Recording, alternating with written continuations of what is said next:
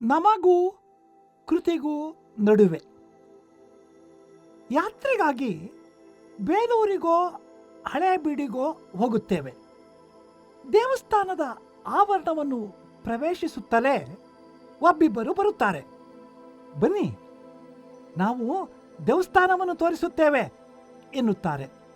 ನಾವು ಅವರ ನಿರ್ದೇಶನವನ್ನು ಒಪ್ಪಿ ಅವರೊಂದಿಗೆ ಹೊರಟರೆ ಅವರು ದೇವಸ್ಥಾನದ ಪ್ರತಿಯೊಂದು ಭಾಗವನ್ನು ಕುರಿತು ವಿವರಿಸತೊಡಗುತ್ತಾರೆ. ನಾವಾಗಿ ನೋಡಿದರೆ ನಮ್ಮ ಕಣ್ಣಿಗೆ ಬೀಳದೆ ಇರಬಹುದಾಗಿದ್ದ ಎಷ್ಟೋ ಅಂಶಗಳ ಕಡೆಗೆ ನಮ್ಮ ಗಮನವನ್ನು ಸೆಳೆಯುತ್ತಾರೆ.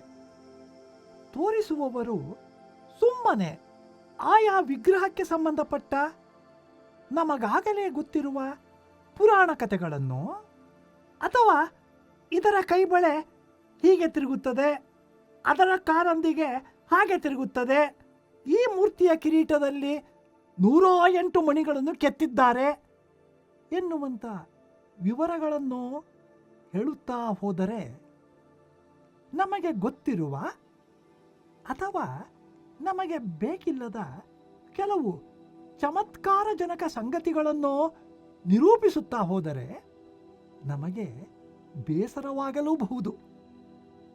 ಅಂತಲ್ಲದೆ ಸುಶಿಕ್ಷಿತನಾದ ಉತ್ತಮ ಅಭಿರುಚಿಯುಳ್ಳ ನಿರ್ದೇಶಕನೊಬ್ಬ ಆಯಾ ವಿಗ್ರಹದ ಸೊಗಸನ್ನು, ಭಾವವನ್ನು, ಭಂಗಿಯನ್ನು ಅದಕ್ಕಿರಬಹುದಾದ ಐತಿಹಾಸಿಕ ಮತ್ತು ಶಿಲ್ಪಶಾಸ್ತ್ರೀಯ ಹಿನ್ನೆಲೆಯ ಆಧಾರದಿಂದ ವಿವರಿಸಿದಾಗ ನಮಗೆ ಆ ದೇವಸ್ಥಾನದ ಶಿಲ್ಪದ ಪರಿಚಯ ಇನ್ನೂ ಚೆನ್ನಾಗಿ ಆಗಬಹುದು.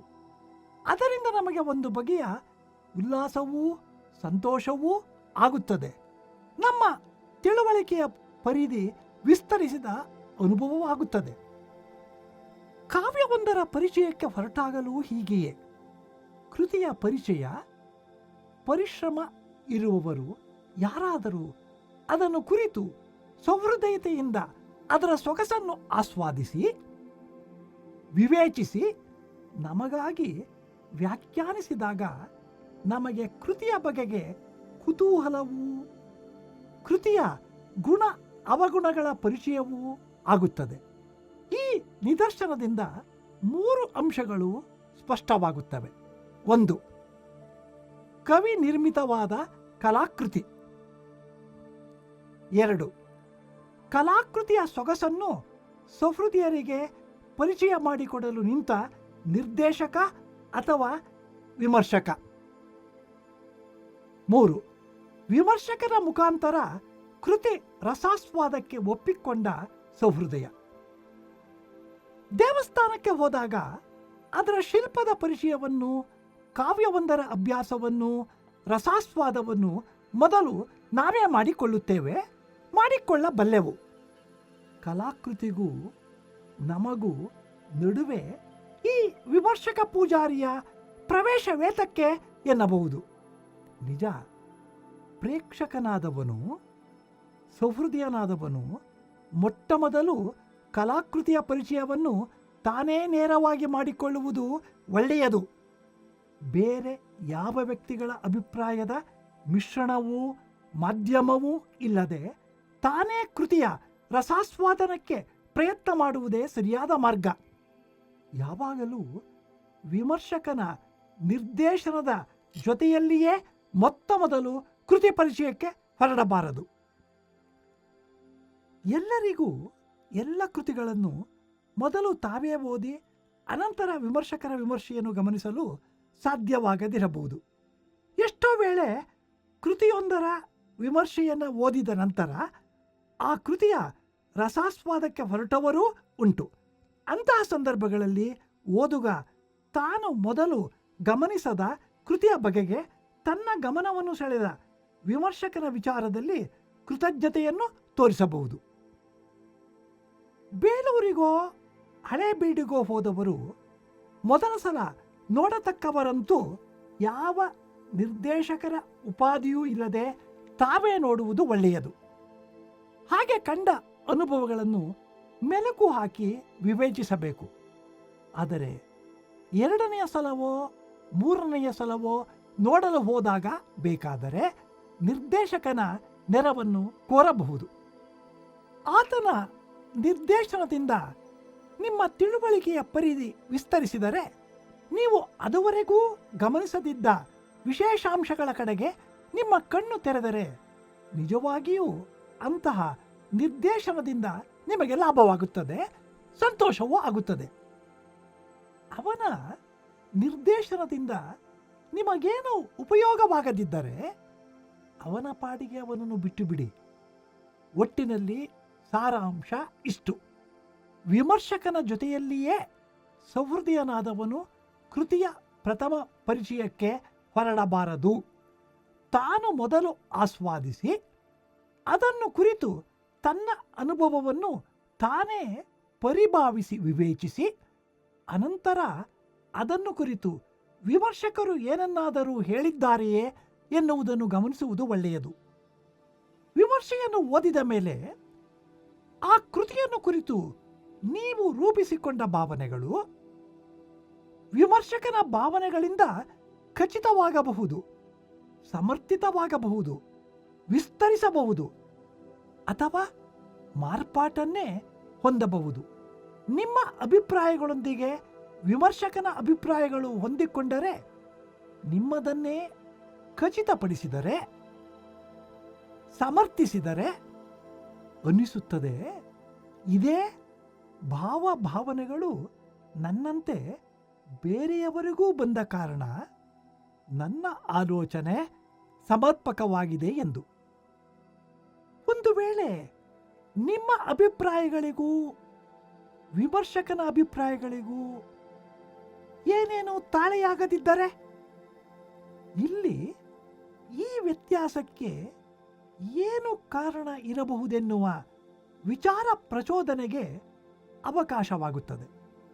ಹಾಗಲ್ಲದೆ ವಿಮರ್ಶಕನ ಆಲೋಚನೆಗಳಿಂದ ನಿಮ್ಮ ಅಭಿಪ್ರಾಯಗಳು ತಿದ್ದುಪಡಿಯಾಗುವುದಾದರೆ ಅಥವಾ ಉತ್ತಮವಾದ ಮಾರ್ಪಾಟನ್ನು ಹೊಂದಿ ಅರಿವಿನ ಸೀಮಾರೇಖೆ ವಿಸ್ತರಿಸಿದರೆ ಅದರಿಂದ ಲಾಭವೂ ಹರ್ಷವೂ ಆಗುತ್ತದೆ.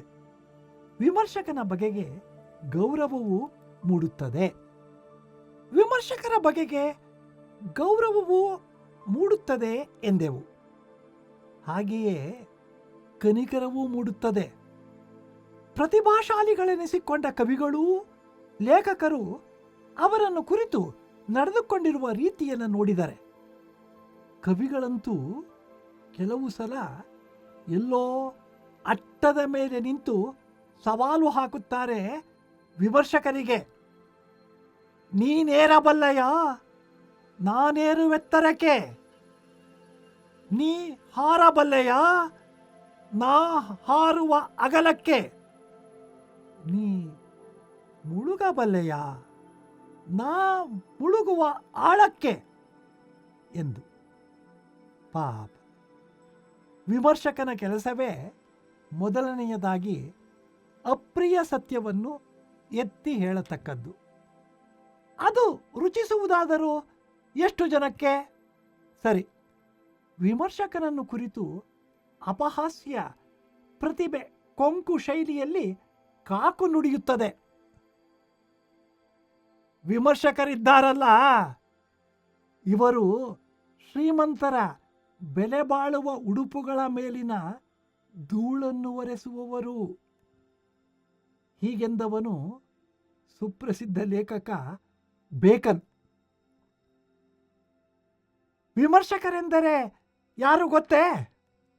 ಸಾಹಿತ್ಯ ಹಾಗೂ ಕಲಾಕ್ಷೇತ್ರಗಳಲ್ಲಿ ಕೈ ಸಾಗದೆ ಸೋತವರು. ಹೀಗೆಂದವನು ಡಿಸ್ರೇಲಿ. ಈ ವಿಮರ್ಶಕರಿದ್ದಾರಲ್ಲ, ಇವರು ಕವಿಗಳೋ, ಚರಿತ್ರಕಾರರೋ, ಜೀವನ ಚರಿತ್ರೆಯ ಲೇಖಕರೋ ಆಗಬಹುದಾಗಿತ್ತು. ಒಂದಲ್ಲ ಒಂದು ಕ್ಷೇತ್ರದಲ್ಲಿ ಅವರು ಪ್ರಯತ್ನಿಸಿ ವಿಫಲರಾದವರು. ಆದ್ದರಿಂದ ವಿಮರ್ಶೆಯ ಕಡೆಗೆ ತಿರುಗಿದ್ದಾರೆ ಎನ್ನುತ್ತಾನೆ ಡ್ರೈಡನ್. ಕವಿ ಪೋಪ್ ತನ್ನ ಒಂದು ಪದ್ಯದಲ್ಲಿ ಇದೇ ಮಾತನ್ನು ಹೇಳುತ್ತಾನೆ. Some have at first for wits, then poets past, turned critics next, and proved plain fools at last. ಈ ಎಲ್ಲ ಟೀಕೆಗಳ ಹಿಂದಿರುವ ಮನೋಭಾವವನ್ನು ಗಮನಿಸಿದರೆ ಹೇಗೆ ಸೃಷ್ಟಿಶೀಲವಾದ ಶಕ್ತಿ ಇರತಕ್ಕವರು ಕೃತಿ ವಿಮರ್ಶಕರನ್ನು ಕುರಿತು ಒಂದು ಬಗೆಯಲ್ಲಿ ಅಪಹಾಸ್ಯ ಮಾಡಿದ್ದಾರೆ ಎನ್ನುವುದು ಸ್ಪಷ್ಟವಾಗುತ್ತದೆ. ಈ ಅಪಹಾಸ್ಯದಲ್ಲಿಯೂ ಎರಡು ಅಂಶಗಳು ವ್ಯಕ್ತವಾಗುತ್ತವೆ. ಒಂದು, ವಿಮರ್ಶಕರ ಕೆಲಸ ಬೇರೊಬ್ಬರದನ್ನು ತಮಗೆ ಸೇರದಿರುವ ವಸ್ತುವೊಂದನ್ನು ಎತ್ತಿಕೊಂಡು ಅದರ ಧೂಳು ಒರೆಸಿ ಅಲಂಕರಣಗೊಳಿಸತಕ್ಕದ್ದು. ಎರಡನೆಯದು, ವಿಮರ್ಶಕರ ಕೆಲಸವೇನಿದ್ದರೂ ನಿರ್ಮಿತವಾದ ಕಲಾಕೃತಿಯನ್ನು ಕುರಿತೇ ಹೊರತು ಅವರಿಗೆ ಸ್ವತಃ ಕೃತಿ ನಿರ್ಮಾಣ ಮಾಡುವ ಶಕ್ತಿ ಇಲ್ಲ ಎನ್ನುವುದು. ಇದನ್ನು ಸ್ಪಷ್ಟಪಡಿಸಲೆಂದೇ ಕಾವ್ಯ ಬರೆಯಲು ಹೊರಟು ಕೈಲಾಗದೆ ಸೋತವರು ವಿಮರ್ಶಕರಾಗಿರುತ್ತಾರೆ ಎಂಬ ಮಾತು ಹೊರಟಿದ್ದು. ಕಾವ್ಯ ಯತ್ನದಲ್ಲಿ ಯಶಸ್ವಿಯಾಗಲಾರದ ಕವಿ ಒಳ್ಳೆಯ ವಿಮರ್ಶಕನಾಗಬಲ್ಲ ಎಂದರೆ, ಯಶಸ್ವಿಯಾದ ಕವಿಯು ಒಳ್ಳೆಯ ವಿಮರ್ಶಕನಾಗಲಾರನೆಂದು ಯಶಸ್ವಿಯಾಗಲಾರದ ವಿಮರ್ಶಕ ಒಳ್ಳೆಯ ಕವಿಯಾಗಬಹುದು ಎಂದು ಹೇಳಲು ಸಾಧ್ಯವಿದೆ. ಆದರೆ ಸಫಲ ಕವಿ ಸಫಲನಾದ ವಿಮರ್ಶಕನಾಗಲೂಬಹುದು. ವಿಫಲ ವಿಮರ್ಶಕ ಕಾವ್ಯಯತ್ನದಲ್ಲಿಯೂ ವಿಫಲನಾಗಿರಬಹುದು. ಯಶಸ್ವಿಗಳಾಗದ ಕವಿಗಳು ಉತ್ತಮ ವಿಮರ್ಶಕರಾದ ನಿದರ್ಶನಗಳಿರಬಹುದು. ಕಾವ್ಯ ನಿರ್ಮಾಣದಲ್ಲಿ ವಿಫಲನಾದ ಅಥವಾ ಯಶಸ್ವಿಯಾಗದ ಕವಿ ವಿಮರ್ಶಕನಾದ ಪಕ್ಷದಲ್ಲಿ ಅವನಿಗೆ ನೇರವಾಗಿ ವಿಮರ್ಶೆಗೆ ತೊಡಗುವವರಿಗಿಂತ ಮಿಗಿಲಾದ ಕೆಲವು ಸಾಧನ ಸೌಲಭ್ಯಗಳು ಇರುವುದು ಸಾಧ್ಯ.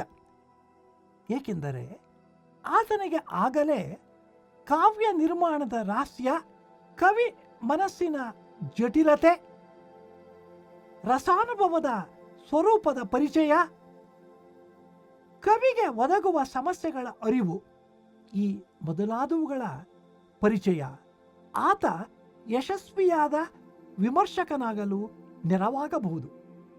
ಆದರೆ ಈ ಮಾತಿನ ನೆಪದಲ್ಲಿ ಉತ್ತಮ ವಿಮರ್ಶಕರೆಲ್ಲ ಯಶಸ್ವಿಗಳಾಗದ ಕವಿಗಳಾಗಿದ್ದವರೇ ಎಂದಾಗಲಿ, ಕಾವ್ಯ ಯತ್ನದಲ್ಲಿ ವಿಫಲರಾದವರು ಕಡೆಗೆ ತಮ್ಮ ಯಶಸ್ಸಿಗಾಗಿ ವಿಮರ್ಶಕರಾಗಲು ಹವಣಿಸುತ್ತಾರೆ ಎಂದಾಗಲಿ ಹೇಳುವುದು ಸರಿಯಾದದ್ದಲ್ಲ. ಆದರೆ ಉತ್ತಮ ವಿಮರ್ಶಕನಾದವನು ಉತ್ತಮ ಕವಿಯೂ ಆಗಿದ್ದ ಪಕ್ಷದಲ್ಲಿ ಅದೊಂದು ಅಪೂರ್ವ ಸಂಘಟನೆಯೇ.